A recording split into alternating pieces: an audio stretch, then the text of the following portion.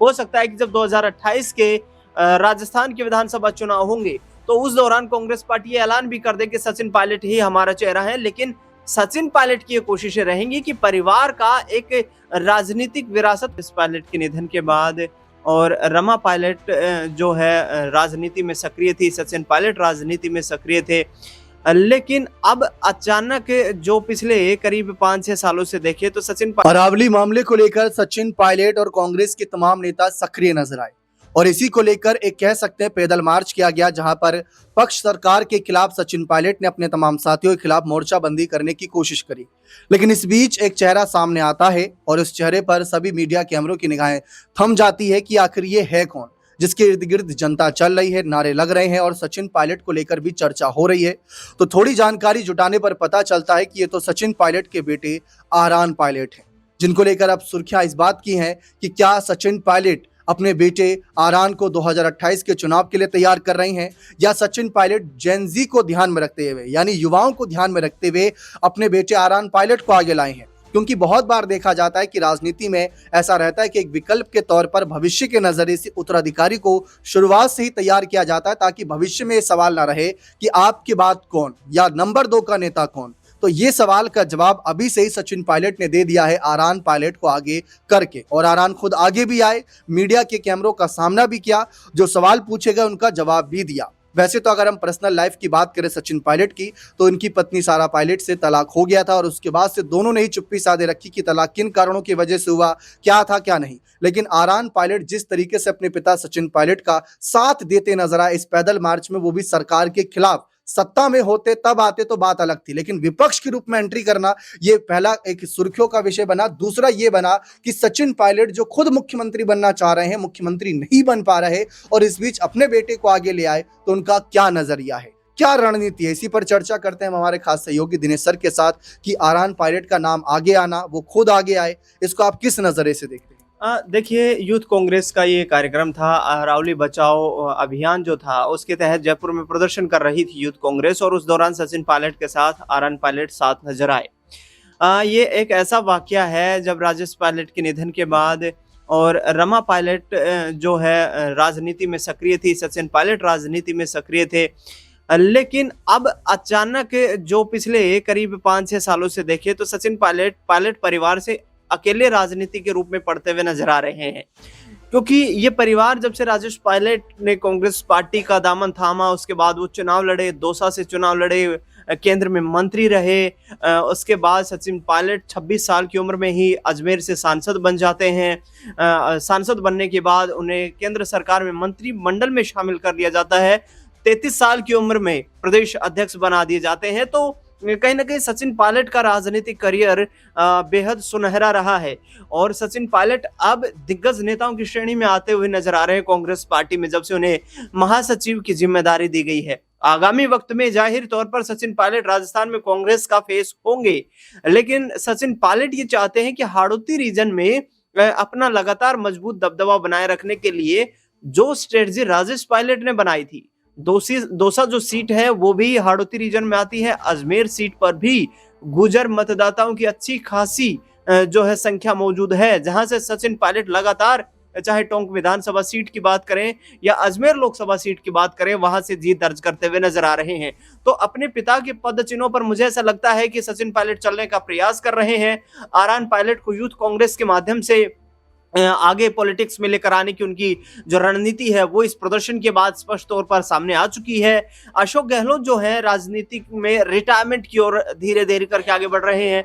हो सकता है कि जब 2028 के राजस्थान के विधानसभा चुनाव होंगे तो उस दौरान कांग्रेस पार्टी ये ऐलान भी कर दे कि सचिन पायलट ही हमारा चेहरा है। लेकिन सचिन पायलट की ये कोशिशें रहेंगी कि परिवार का एक राजनीतिक विरासत को संभालने के लिए वारिस जो है वो अपना तैयार करें, क्योंकि आगे आने वाले 10 साल जो है सचिन पायलट की राजनीति के वो काफी महत्वपूर्ण होंगे। तो उस वक्त 10 साल के बाद जब राजनीतिक डाउनफॉल आए तो फिर परिवार की विरासत को संभालने के लिए कोई मजबूत चेहरा सामने रहे। जी बिल्कुल, लेकिन क्या कांग्रेस पार्टी ये सब होने देगी? क्योंकि देखा जाए अगर सचिन पायलट अपने बेटे को आगे बढ़ाएंगे, उनका कद आगे बढ़ेगा, तो जरूर इस बात के भी सुर उठेंगे कि बाकी नेताओं को उतनी तरजीह नहीं दी जा रही, सचिन पायलट के बेटे को क्यों इतनी तरजीह दी गई। आपने देखा होगा दिनेश सर, हाल ही में नरेश मीणा जो अंता उपचुनाव से लड़ना चाहते थे कांग्रेस के टिकट पर, कांग्रेस ने उनको टिकट नहीं दिया। सचिन पायलट उनके लिए नहीं बोले, उनके लिए नहीं लड़े, जबकि वो भी युवा नेता थे। और अगर जेनजी को यानी युवाओं को ध्यान में रखकर अपने बेटे को आगे लाए तो नरेश मीणा जैसे एक अच्छे शानदार नेता जो अगर चुनाव लड़ते हैं, चाहे किसी भी सीट से लड़े, जातिगत तरीके से 40, 50, 60 हजार का वोट बैंक बना लेते हैं। सोचिए अगर कांग्रेस पार्टी के सिंबल से लड़ते तो क्या नहीं जीत पाते? तो सचिन पायलट की क्या ये दोहरी राजनीति नहीं है?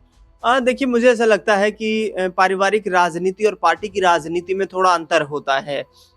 जब राजेश पायलट सचिन पायलट को राजनीति में लेकर आए थे, उस दौरान भी ये सवाल उठ रहे थे कि क्या सचिन पायलट उतने राजनीतिक रूप से परिपक्व हैं कि उन्हें लोकसभा का चुनाव लड़वाया जाए। और उसके बाद जब वो केंद्र में मंत्री बने तो और भी ज्यादा सवाल उठाए, विपक्षियों ने विशेष तौर पर सवाल उठाए कि इनकी पैराशूट एंट्री हुई है राजनीति में।